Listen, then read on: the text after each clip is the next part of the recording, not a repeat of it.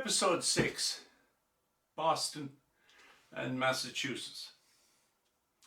Welcome back to, as I said, episode 6, and of course the P S Gilmore Story.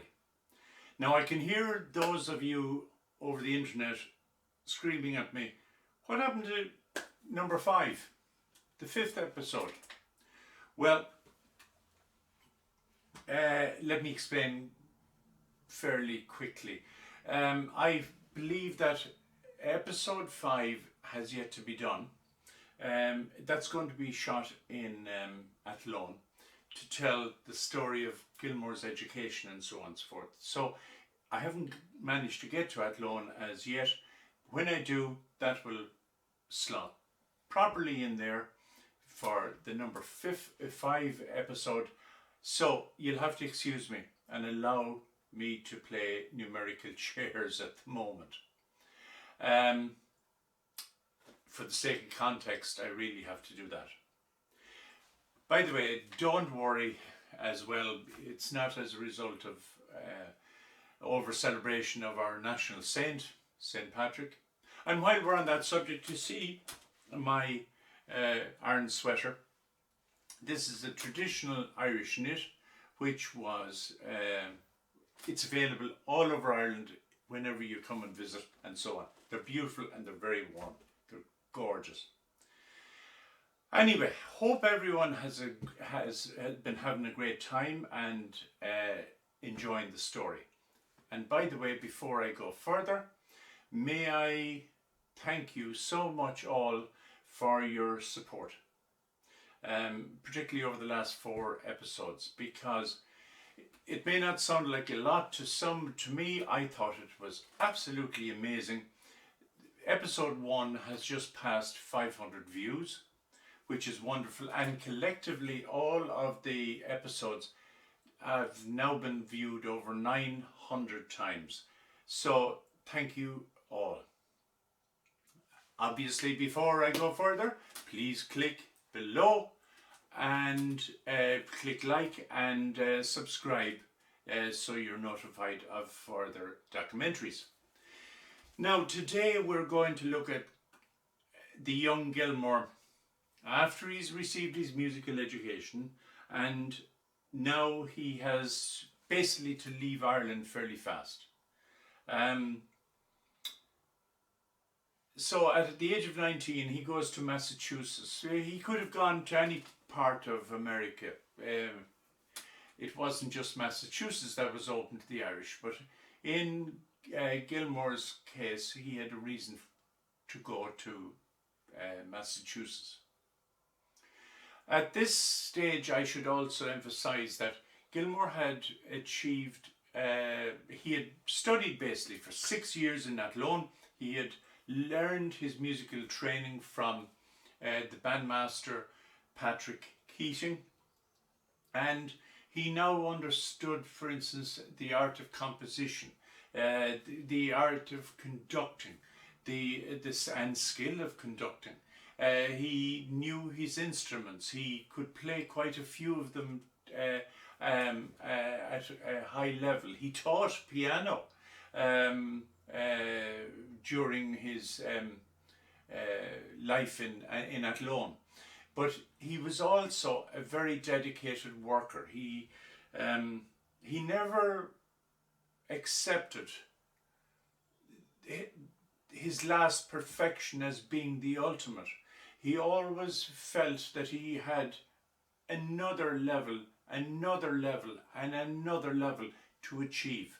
And there was always improvement, there was always development, and even you will see that even up to his final breath.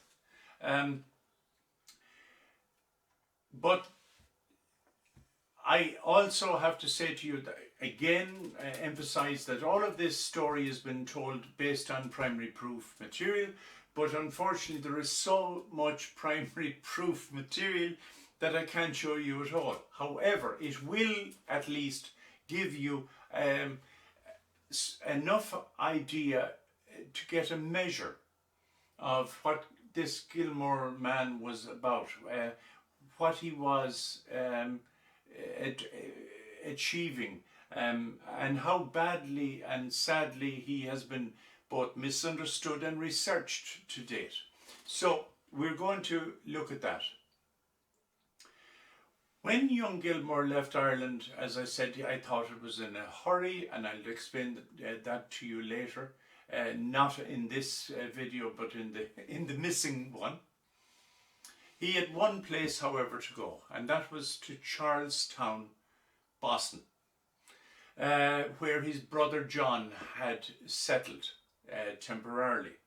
And we'll see that John had got married to a lady from nearby County Roscommon in Ireland, and it was the natural place for an immigrant to go, and all immigrants of all nationalities, if given a choice, would love to go to their family.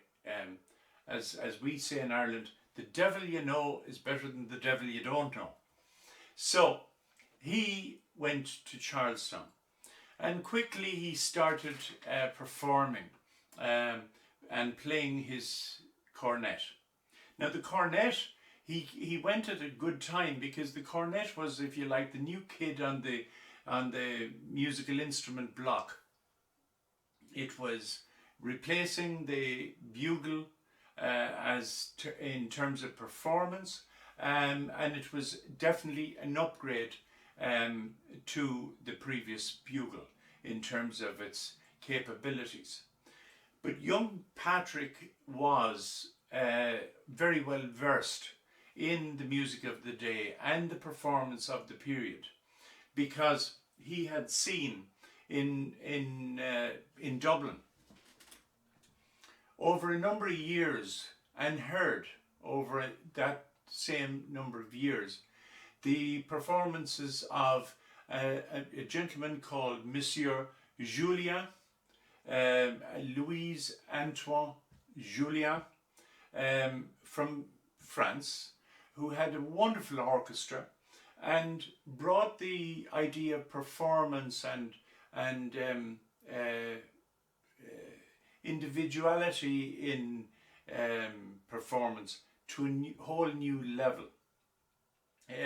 He featured, for instance, his players, and the players were brought out to the front of the stage and performed as we would expect to happen today.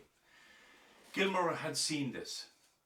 But what I'm going to do, and I'm going to try and do this more and more throughout the documentaries, I'm going to try and read, where possible, Gilmore's own words.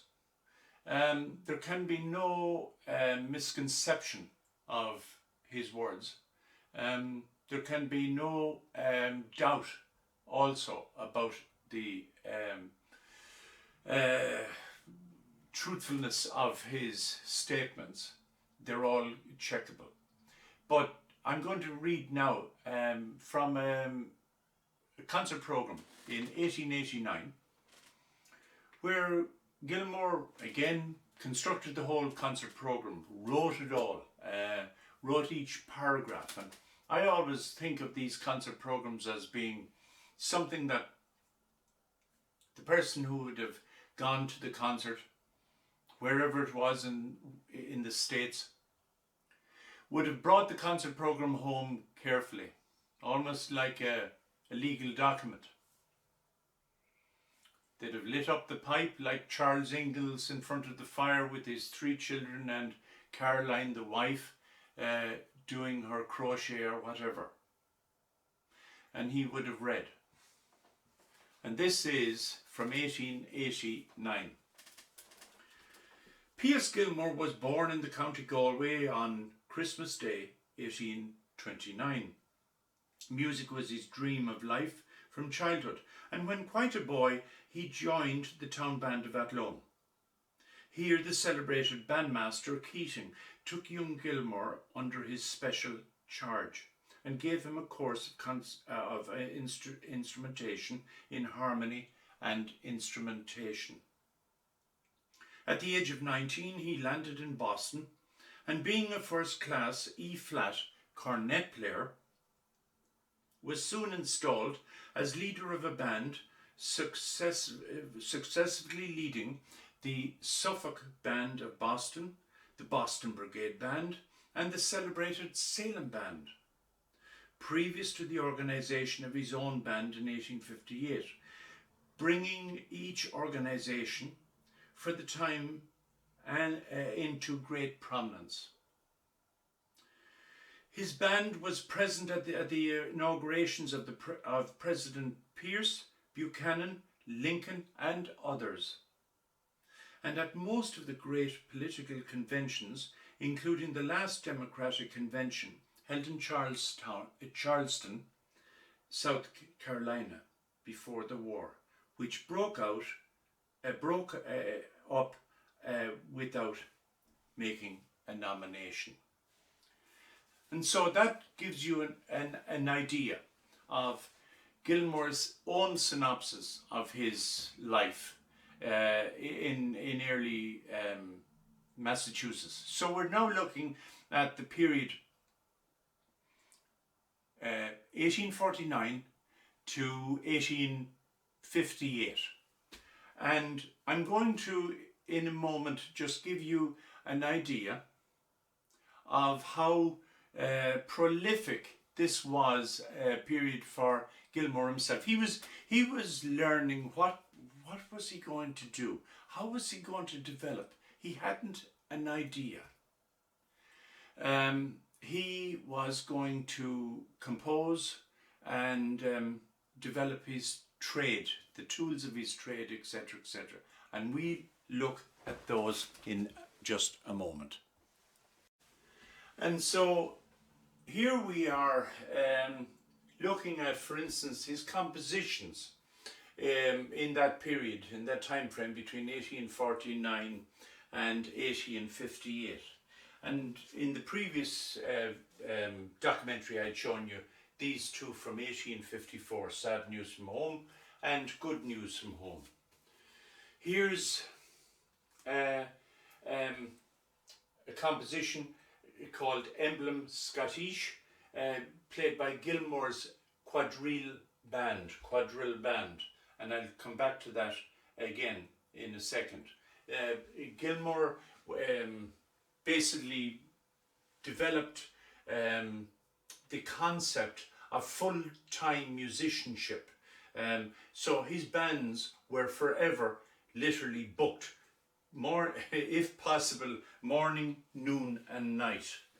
It didn't matter what size crowd it was. Here is the everlasting polka, and you see clearly the Suffolk Brass Band. In fact, on one of these here, on the Good News from Home, you see Gilmore at this stage is with the Boston Brigade Band. On this one, the Suffolk Brass Band. So it's a fairly early one. Excuse me. And this is the most delicate, beautiful little piece. And Gilmore is trying to appeal, if you like, to the mass audience. Why? Because the more popularity they have, the more bookings they have. Everything is related to bookings. He is not thinking of this piece in terms of royalties. That concept has not filtered back to the musicians at this stage. This is in terms of bookings. The more bookings, the more gigs that these bands played in today's terms, and therefore the more money those musicians made. And it was all about happiness. And here from that period is also the band that basically made him so popular. This is here the Salem Brass Band. Now, word of caution, I believe that this Salem Brass Band is the band that would have gone to battle with the Massachusetts regiments. I don't believe that this is the band that Gilmore would have led. At this stage he would have been with the Boston Band, which he later on would go to war with. So that gives you some idea of how prolific the man was in terms of his compositions. Now, Gilmore developed a brass band, but then he started introducing woodwind instruments into the band, and he would basically, his idea came from Patrick Keating, his teacher. Patrick Keating had learned his musicianship in Italy, and they were working on the concept of woodwind and brass. And the woodwind would, if you like, mellow out your brass and allow you to play piano, soft, forte, loud. So you could now put emotion and power into that piece of music, as you would expect either a band or an orchestra to do so today. Gilmore was perfecting this, and this was a new concept to America at this stage. And we're going today right up to 1858, and here is a promenade concert in the Mechanic Hall on February 22nd, 1858. And by the way, if you don't have a ticket, here is, if I put it right side up, there is the ticket for that concert. And here is another promenade concert in the Boston Music Hall, played by the Boston Brigade Band, 1858, on July the 12th, 1858. And again, it's Gilmore that is performing and so on in all of these here. Here it says clearly, Gilmore's Salem Brass Band, and let me just find out here. Gilmore's Salem Brass Band at the bottom there as well. So that gives you an idea of the development of Gilmore. He's a very busy man. He is trying to figure out where exactly is he going to go, how's he going to develop, and so on. So next week we're going to do more of this and how exciting it becomes. How exciting it becomes, not just from our point of view of listening to the story, but more importantly from the perspective of America. What does Gilmore bring, as they say, to the party? So, thank you very much for your attention, and we'll see you next week. Click like and subscribe to this documentary. Thank you. Bye bye.